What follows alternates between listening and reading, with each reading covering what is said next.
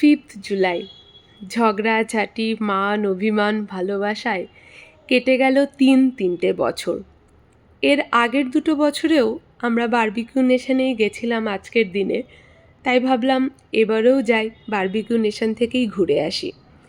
তার জন্য প্রথমে গেছিলাম আমাদের ফ্ল্যাটের কাছাকাছি করমঙ্গলার যে আউটলেটটা আছে সেখানে, কিন্তু দুর্ভাগ্যবশত সেখানে আমরা লাঞ্চের জন্য কোনো সিট পাইনি।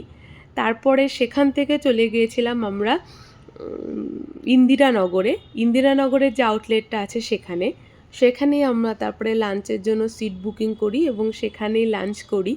তবে এই ইন্দিরানগরের যে বারবিকিউ নেশনটা রয়েছে এটা অনেকটা আমাদের কলকাতার বারাসাতের যে আউটলেটটা আছে অনেকটা সেরকম, মানে প্রচুর যে ভ্যারাইটিস খাবার দাবার আছে সেরকম নয়, কিছুটা লিমিটেড। যেমন বারাসাতের আউটলেটটা আছে সেরকমই আর কি। পার্ক স্ট্রিটের আউটলেটে যেমন অনেক রকম ভ্যারাইটিস খাবার দাবার পাওয়া যায়, এখানে ইন্দিরানগরের আউটলেটে অতটা ভ্যারাইটিস খাবার দাবার ছিল না। তবে যে খাবারগুলো ছিল সেগুলো বেশ ভালো ছিল, কুলফিগুলো লাস্টে খুবই ভালো ছিল। আর এটা ছিল আমাদের যে কমপ্লিমেন্টারি কেকটা দেওয়া হয়েছিল সেটাই।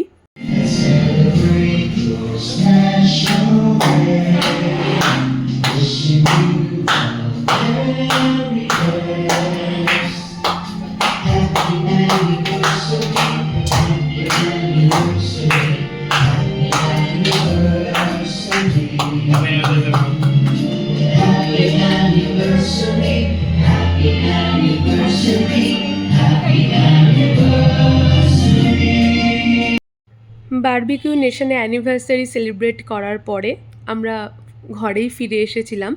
ঘরে ফিরে আসার সময় একটা ছোট্ট কেক নিয়ে এসেছিলাম, কারণ ফ্ল্যাটের কয়েকটি ঘরে আমাদের একটু কেক দেওয়ার ছিল আর কি।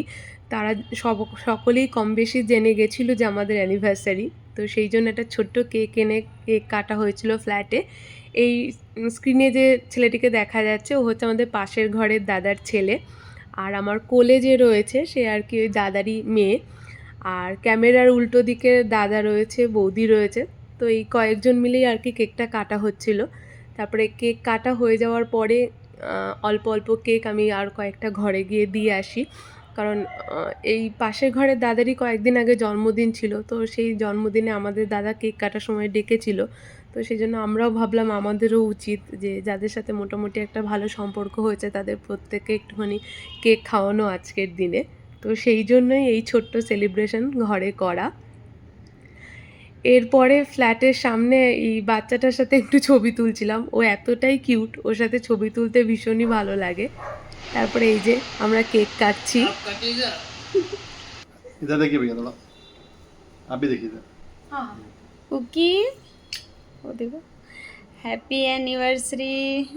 Thank you. क्लैप करो, हैप्पी एनिवर्सरी, हैप्पी एनिवर्सरी आपको। Thank you. साउंड ही ला के बजा दिए होते थोड़ा सा। हाँ ये भी सही था। इधर देखिए, आप लोग नीचे ही देख रहे हैं। हाँ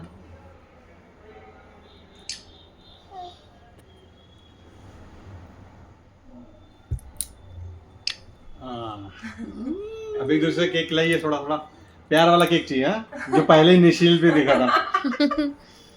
परिचय वो पहला वाला कैसा था केक, वो वाला स्टाइल में वो केक तो अभी नहीं आएगा। मिठास कम हो। सी ऐसा नहीं होना चाहिए भैया, जैसे टाइम जाए वैसे और प्यार बढ़ना चाहिए। हाँ, अब टकरार कम होता है। टकरार कम होता है, वही होना चाहिए। हाँ। এরপরেই এসেছিল আমাদের সবচেয়ে অবাক হওয়ার মুহূর্ত। মামুনি আমাদেরকে সম্পূর্ণ অবাক করে দিয়ে একটা দারুণ অ্যারেঞ্জমেন্ট করেছিল। একটা ছোট্ট শোপিস, একটা ছেলে একটা মেয়ে, তাদেরকে সামনে বসিয়ে একটা কেক এনেছিল আমাদের জন্য এবং আমাদের আশীর্বাদের একটা ছবি সামনে রেখেছিল। এই ছবিটা বাঁধিয়ে এই গিফটটা আমি বাবাইকে একবার অ্যানিভার্সারিতে দিয়েছিলাম, তো সেইটাকে সাজিয়ে গুছিয়ে সুন্দর করে মামুনি আমাদের জন্য একটা দারুণ সারপ্রাইজ অ্যারেঞ্জ করে দিয়েছে। খুব ভালো লেগেছে সত্যি, মানে এত ভালো লেগেছে ভাষায় বলে প্রকাশ করার মতো নয়।